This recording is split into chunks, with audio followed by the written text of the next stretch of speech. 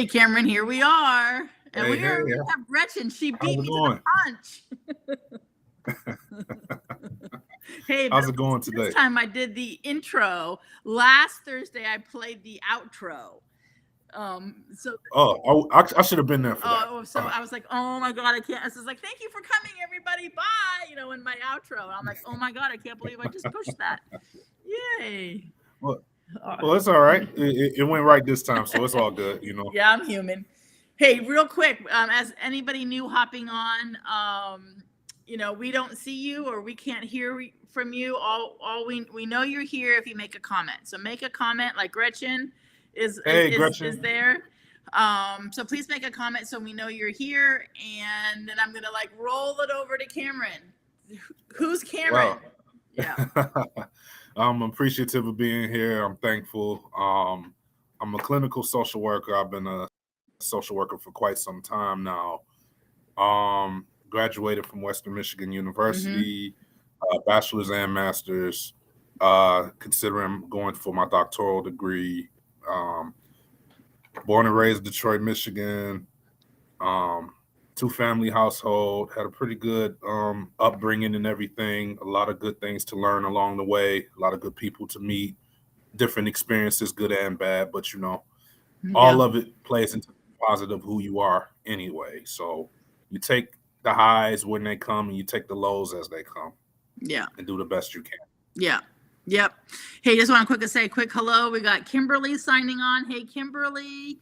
Susanna, Hey, my out of the hey, box lady, is come signing in. So thank you. hey, everybody. So Hey, hey. so you have established really strong roots where you're from.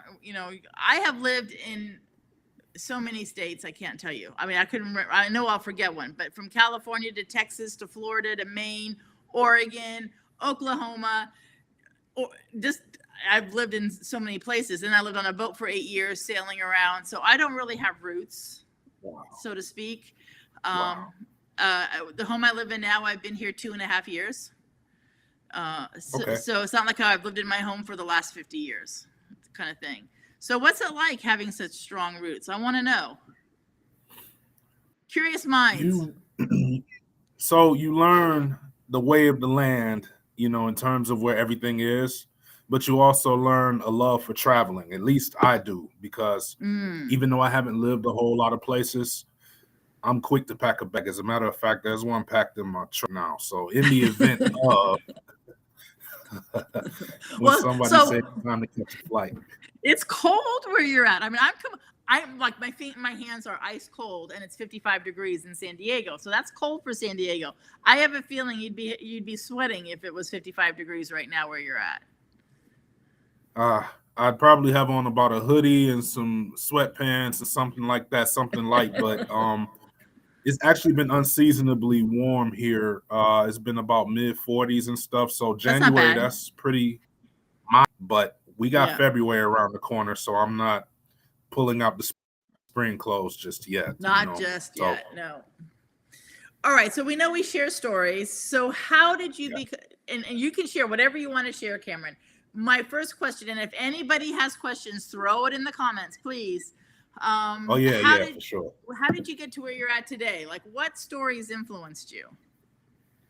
So it's funny because I graduated from college and everything, but it was kind of taking the back road to get there, because in high school, a lot of it is just go to college. Mm-hmm. A lot of the guidance counselors really give you some good info, but sometimes they'll push the university route the gate, as opposed to maybe trade school or community college, which you can build your electives and then jump into the university setting. And that route, especially if you have good grades, you can kind of offset the costs of financial aid with Sure. some good scholarships or something. Yeah.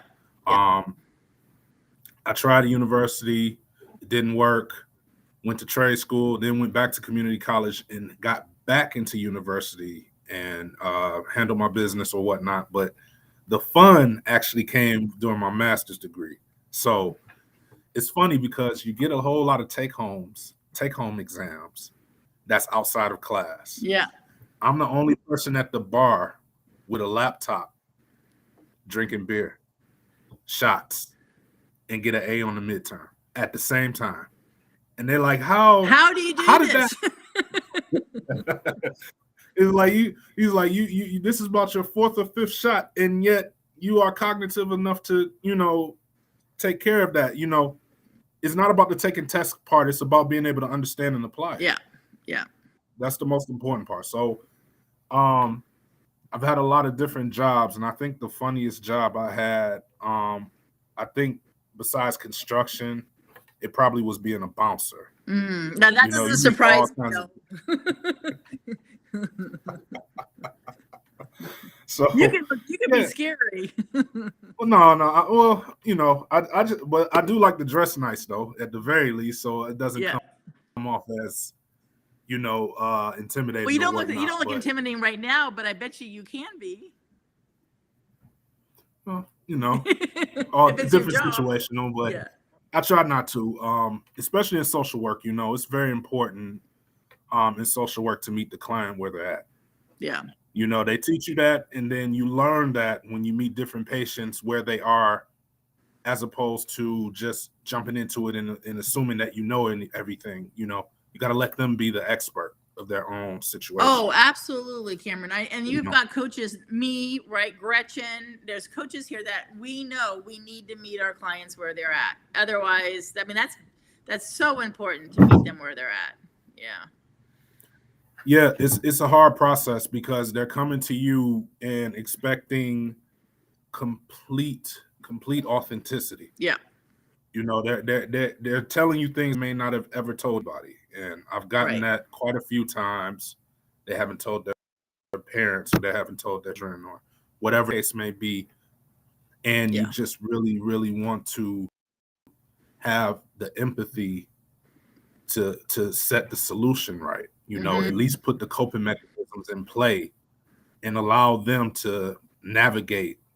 You can be a cheerleader, but you can't do the work for them. No. So how long does it take to establish that kind of trust, do you think, for you? I know what it takes for me, and I'm in a different, coaching and therapy, being a social worker, totally different. However, they still need to trust you, right? So how long do you think it takes for that to happen? I would say the trust you establishing after about 3 to 4 visits. Yeah. I would say that's a good guideline, and then you can gauge and see if it's a good continuum, to try to continue this relationship, or if it's something that may be beyond your practical. Yeah. That way you can give them a referral to another agency or someone who may be more in tune with their specific needs. It's a lot that you're expected to be able to do. Yeah. And for me, I've been blessed to be able to pick up on being intuitive, and within 3 visits, we're talking about childhood secrets and everything. Yeah. So Yeah.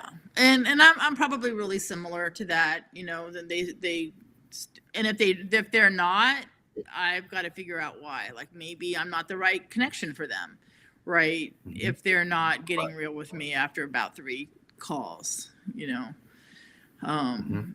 Yeah, absolutely. All right. So college. So I was smiling internally with your college. So my college transcript looks like a friggin' roadmap. So I didn't do college the way normal people did, like the normal, typical, hey, you graduate high school, then you go to college. So the day I graduated college, literally the day sorry, I said the wrong word. Literally the day I graduated high school, about 2 months prior to that, I meet a guy. So there you go. It's the guy's fault. You see it coming, right? There's always one. Yeah, for sure. Oh my God. Well, I was only 17. So my frontal lobe wasn't developed yet. Right. So I didn't blame my frontal lobe on it. I hop on a sailboat and we go sailing for 8 years. So that's, and then I come back. So anyway, I go back to college right in my 30s. I have a baby. I'm, breastfeeding baby. And then I have another baby 17 months later. And then my ex, he's now my ex, was a corporate Mhm. trainer for Burger King. So that's how come we're in Oklahoma, then we're in Kansas, then we're in Texas, and it was about every 6 to 8 months to a year. And then I go to college and take another couple classes. Then I go to college. So it is, if I had to produce my transcript, it would take me days. Oh my God. That's the good part about it, you know. I think everybody has their own, you know, their own path to walk. Yes. You know, it's not just one set. Like when I went back to the college setting, I was 26, and a lot of I stayed in a non-traditional area, all non-traditionals with my age, different majors and everything, but they were all around my age group, which was fine because it was all quiet. But then I find that it's boring. I'm like, yo, these are all old people and all families. I need to hang with some of the younger people. And then I started getting out more, and then that's when I started looking at the bars. Now, mind you, I wasn't getting too intoxicated, so I'm not gonna advocate for that. But right. But but at the bar, it seemed to work for me, and I actually started studying how the bartenders were making drinks and stuff because I was really interested and intrigued in how they made their flavor palettes with some of the alcohol. Yeah. You know, so it worked out. It worked out. Yeah. So Marianne made a comment. Love life stories. Let me go find it and I'll post it up there. So love life stories. So between college and here, what other story can you share? Life story can you share that? Sorry, my dog Charlie down. That he just wants some love. Yes, okay. I know. So share a story, right? So I'm sharing my college road map, right? What's another one? Yeah, I know you got them hiding. I meet my wife. Let's see. I meet my wife at a community college in history class. So I'm sitting in class. I've never seen this woman before. I don't know who she is. And it's funny because I'm sitting directly behind her. Yeah. And we have a big project coming up, a huge, he said it's about a third of your grade, a huge project and everything. One of those papers, and I'm good with papers. But her first words to me, it wasn't like hitting on me or nothing. It was just, hey, what you doing? I was like, what you mean what I'm doing? I don't know you, but I'm not doing anything. And from there, I married her a few years later. That was just ironic to me that somebody out the blue just would develop that type of relationship. And voila, we see sparks and stuff. And okay, ladies on here, was she hitting on him? No, she wasn't hitting on him. I didn't take it as that. Maybe I'm just being dense, but I'm sure she saw a really nice guy sitting behind her. Yeah, well, she was a little petite woman looking at this big old great guy or whatnot, and just happened to say, "Hey, what you?" like? What you mean? What I'm doing? Sitting in class with you, you know. But it just was funny because to this day, our first words, especially when we're talking to one another, "What you doing?" We've been each other for so long. It's just, you know, yeah. It probably so, Gretchen. She may have been. Like I said. That's what I said. Come on, ladies.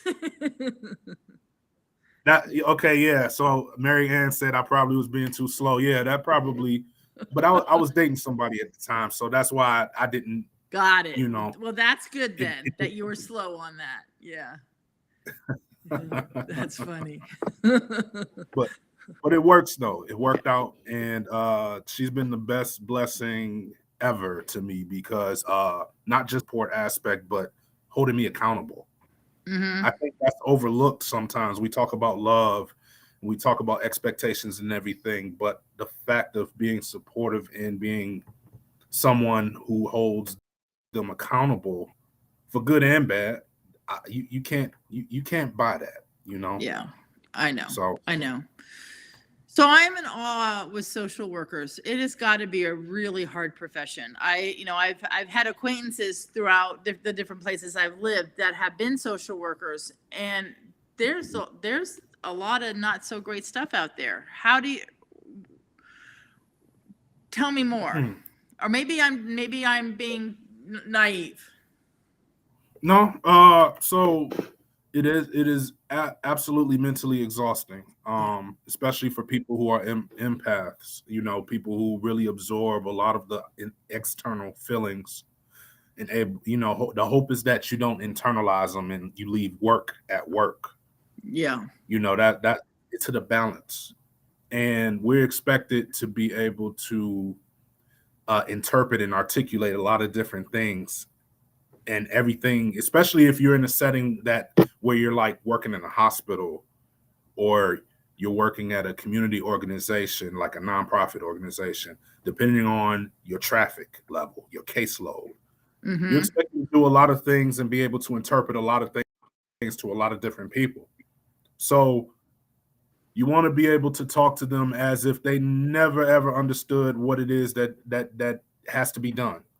You want to break it down to them in the language that a 5-year-old can understand. I think that's the best way that I would say. If someone, for example, I work in a hospital setting. Yeah. So if a patient, Cameron, I don't know if you can hear me. You froze for a minute. Can somebody put in the comments, is Cameron frozen for you guys? He's frozen for me. Am I frozen? Yeah, for Cameron, you're still frozen. You might need to log out and log back in if you can hear me. Yeah, okay. Am I okay, Rachel? No, I'm not okay. I'm frozen too? Okay. Well, yikes.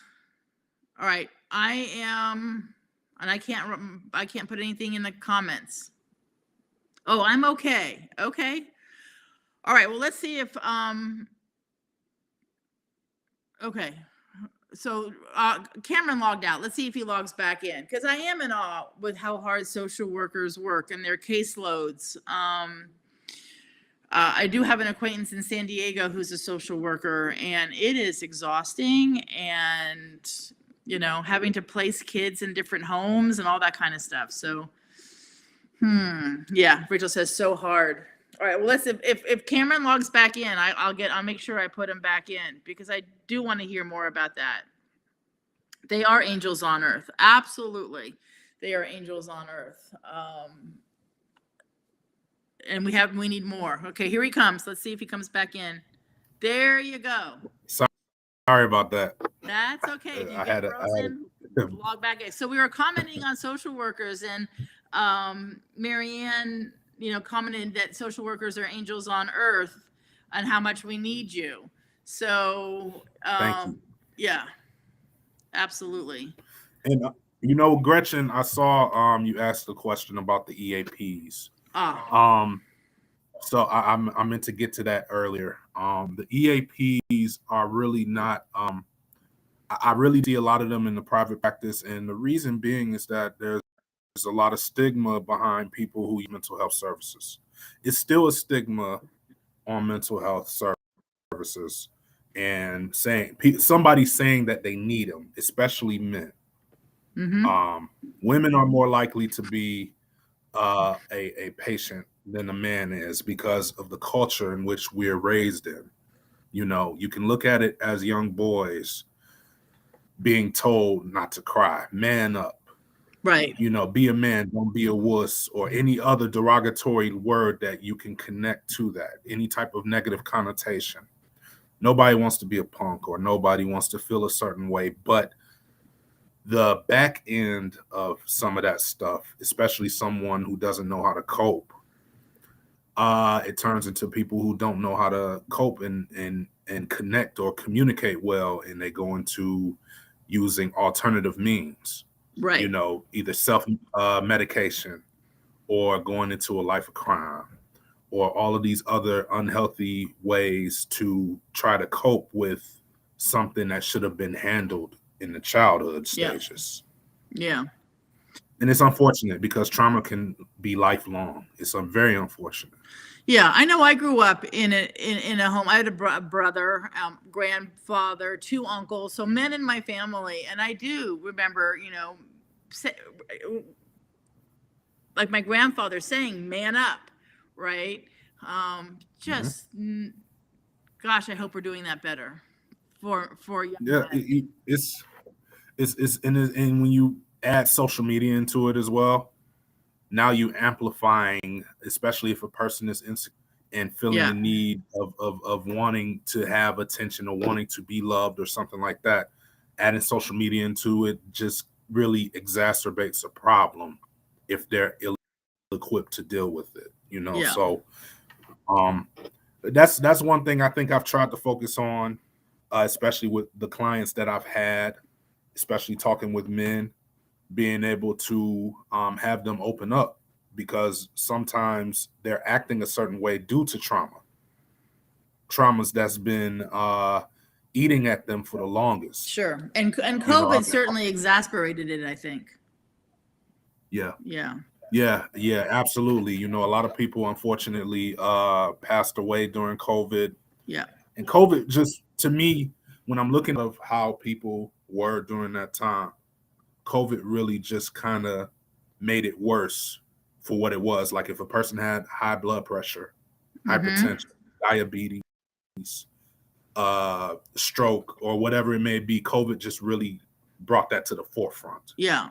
You know what Yes. I'm saying? So, Well, I know that it did. So I'll share for me, right? So I'll get, for me, I live alone, okay. and I have phenomenal friends and family. Some live close, most live far away. So, and my dad did pass away the first year of COVID. My dad died Well, at 89. sorry. But I know that at the tail end of COVID, I really felt sluggish. I really felt like I was just kind of walking through a fog. Okay. And some people were calling it languishing. So that was a word that was being thrown around a lot, languishing. Mhm. And I know for me, I needed to talk to somebody and I needed to get out of my house. It's like I'm alone, four walls, caving in. And I started to take some Airbnb trips very locally on the ocean and Okay. started feeling better, you know? So, You yes. know, But not everybody recognizes it though, right?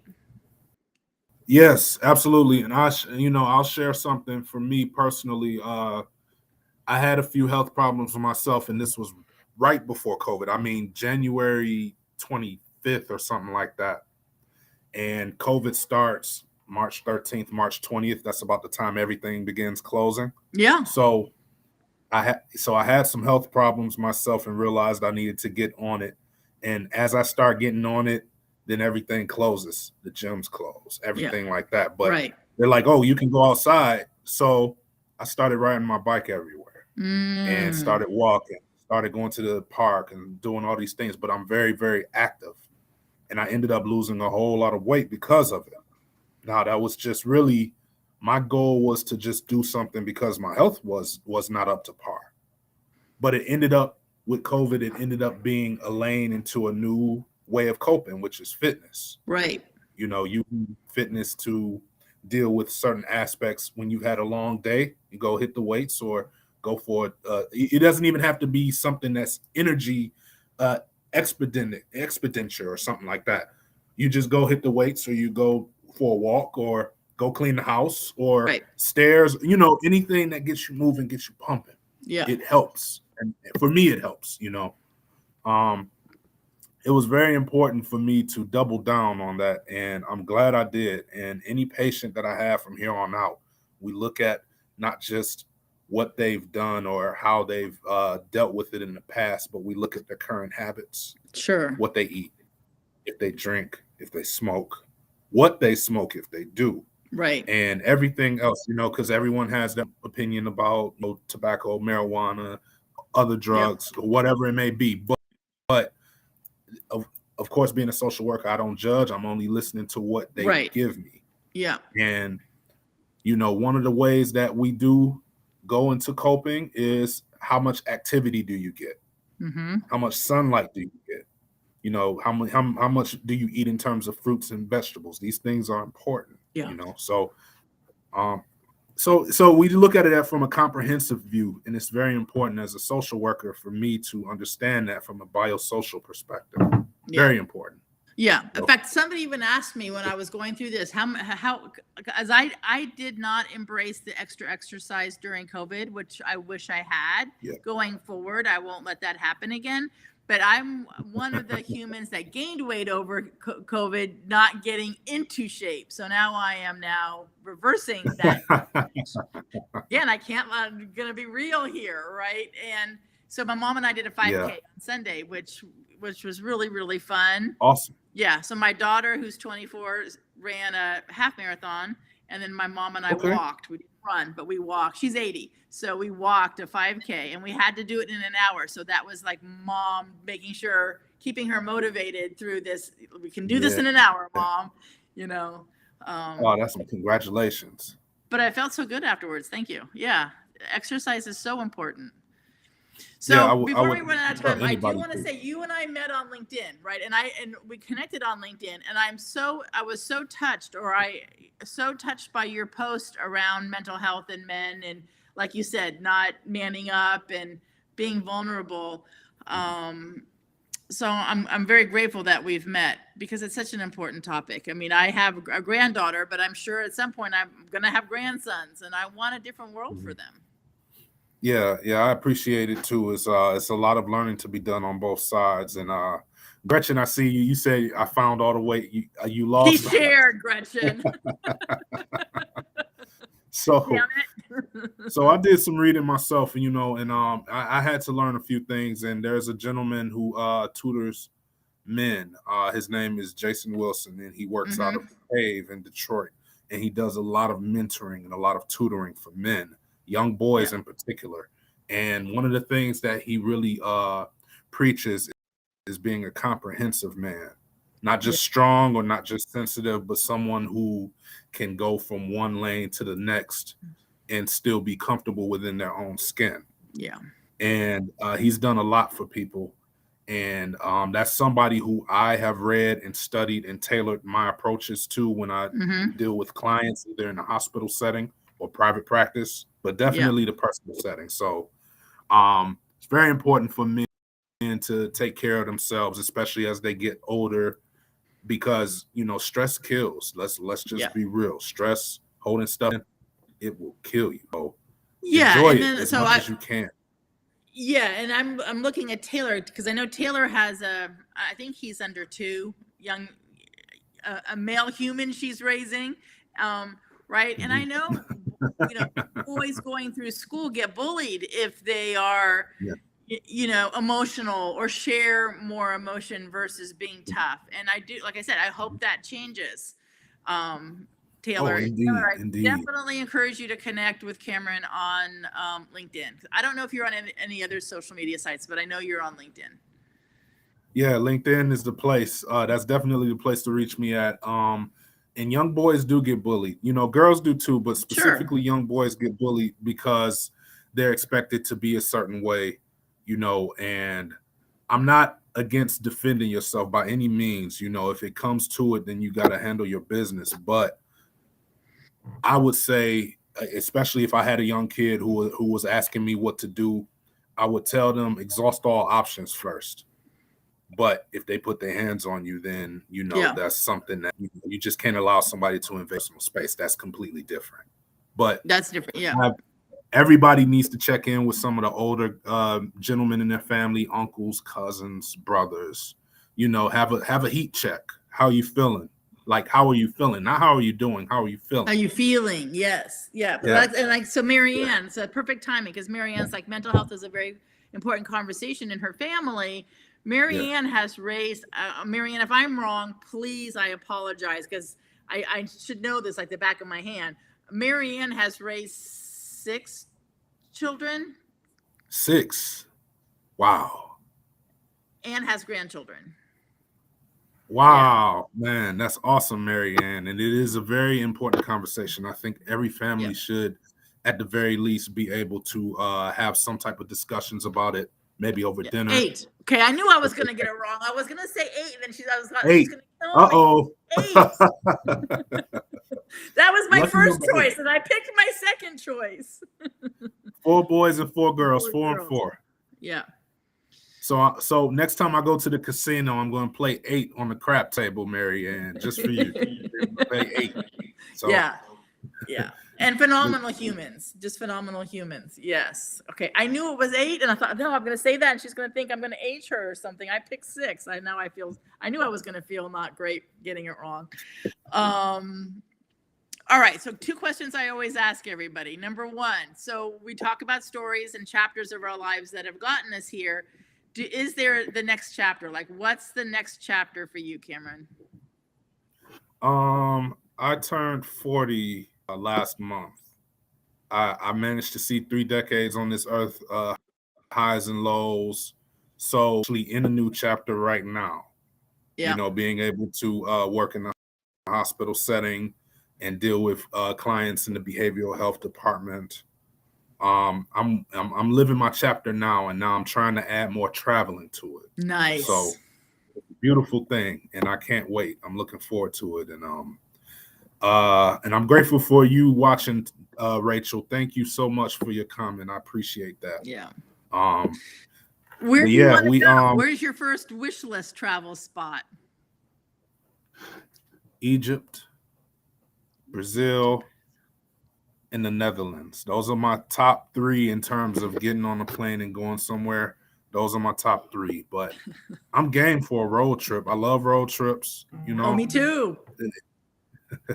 Just pack the bag up and get going. You know, fill the tank up. Yep. You know. Oh, I've always loved road trips, and now that my daughter and my granddaughter and my son-in-law live in Oregon, it takes me 2 days to drive up there. So I'm constantly road tripping it up there. Not so much in the winter because I'm not a snow person, but yeah.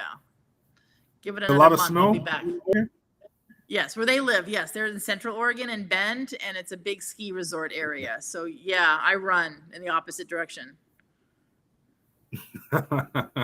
You prefer the sun and the beach as opposed to the snowy Alps. Oh, I don't like driving in it. I don't like walking in it. It's just, I lived in Maine for 10 years. So it's not like Tanya, you need to go try it. I literally lived in Maine for 10 years and loved it in every aspect except for the weather. Yeah. See, I've heard about Maine with the lobsters, and I love lobsters. So I need to see, because I hear people saying they have the best, but I love what's in the Gulf. The Gulf has some great seafood down in like the Bayou area in New Orleans and Houston. Yeah, they're eating crawfish right now. It's the height of crawfish season down there. I see my Texas friends are all posting plates of crawfish. I miss that. But Maine has the best. Absolutely go get a Maine lobster. Yeah. Fried clams, you know, yes. Yeah, great food. I'm going to take your word for it. I'm going to definitely try some. Yep. So Susanna says Maine, yes. Yes, Maine. I love the snow and snowmobiling. Well, there you go. If you love snow, then go to Bend, Oregon, well, you get snow too, Cameron. But yeah, lots of great snow. Michigan gets its fair share. Not like Maine, though. Maine, New York, all of that, the eastern seaboard, no, nothing like it. Yeah. I think Buffalo had Buffalo had when like you get when you get to the Netherlands, we want pictures. Deal. Okay, cool. Yeah. Okay. I can do that. Last question. And there's no pressure. But there's some people here that are pretty regular, right? Every time I ask this question, we get a different answer, right? So, you know, right, we're coaches, social workers, therapists, right? And we help people get out of funks, but we're human, so we can get into a funk. So what is your 2 for getting out of a funk? The gym had for me over the past a couple of years, and I've begun using that as a regular tool to decompress from the. Yeah. So 1, I would definitely say the gym. Number 2, I would say my wife. She does not create stress for me, so I can easily go to her if I have a problem. And she may not have the answer, but she definitely has a listening ear. And I think every social worker, every counselor needs a counselor. Yes. So yeah. And then number 3, definitely traveling. Traveling is absolutely, for me, it gets my adrenaline going because I don't know what to expect when I get there. I might get there and see a bucket on 2 toothpicks, and they're like, "Well, what is this supposed to be?" You know. But I love traveling. I've been traveling since I was a little kid. My aunt put me onto it. She didn't have any kids, but she would pack a bag and me, and we'd go wherever she went. Yeah. I went. Nice. So that's where I get it from. Yeah. Very So, cool. Yeah. So tell that's what I would everybody say. here how they find you. I know Gretchen said she sent you a friend request. So where do people find you that want to connect? Okay, the best place is going to be LinkedIn. I'm developing a Instagram page for specifically mental health and counseling and stuff like that. Those would be the best place to find me. If you want to connect via email, it would be rmcounselingservices@gmail. If you want to reach out, send a note, no problem. I'll definitely answer as soon as I'm able to. And that'll be the best way to reach me at this time, for sure. Cool. So I'll keep an eye out on Instagram, but I'm obviously on LinkedIn, and I'm going to I don't know if everybody knows this on LinkedIn. If you pull up me or you pull up Cameron, underneath that rectangular, there's a little bell. And if you click on the bell, every time Cameron posts or I post, you will get that in your feed, right? Yeah, for sure. Yeah. For sure. I try to when I try to post, I just try to post things that get you thinking a little bit. Sometimes you have to put a little spin on it, something a little different than what everybody else does, or you share something that someone else does and you'll say, "Hey, well, this was an interesting post. What do you think of this?" Yeah. Or how does this help you?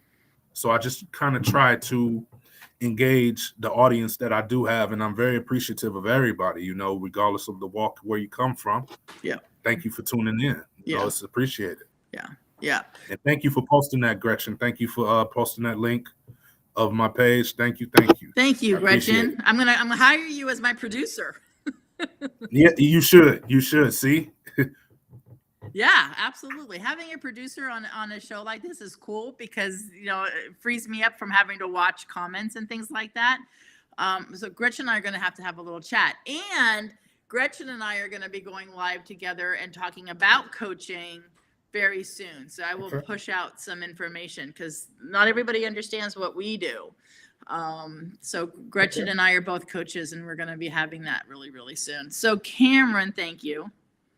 I mean, we could go on and on, and we're going to need a part 2 because mental health is so important, number one, and then raising men to be okay with being vulnerable and have feelings is so important. So many topics we could have just go on and on and on about. So we will do part 2 at some point. And when you get Instagram going, let me know. All right, everybody. Thank you. Really appreciate you spending the last 40 minutes with us. It really. Oh, wow. We went 40 minutes. Yeah, we did. And we could have kept on going. So, yeah, our time is so precious. So it is. I have so much gratitude for everybody that takes time to share our stories and listen to our stories and everything. So thank you. All right. Next Thursday. Yeah. Thanks, Cameron. Let's see if I can do the outro correctly. Definitely ready for part 2 when that round table. Yeah, we will. No, I definitely want to. Yeah. All right.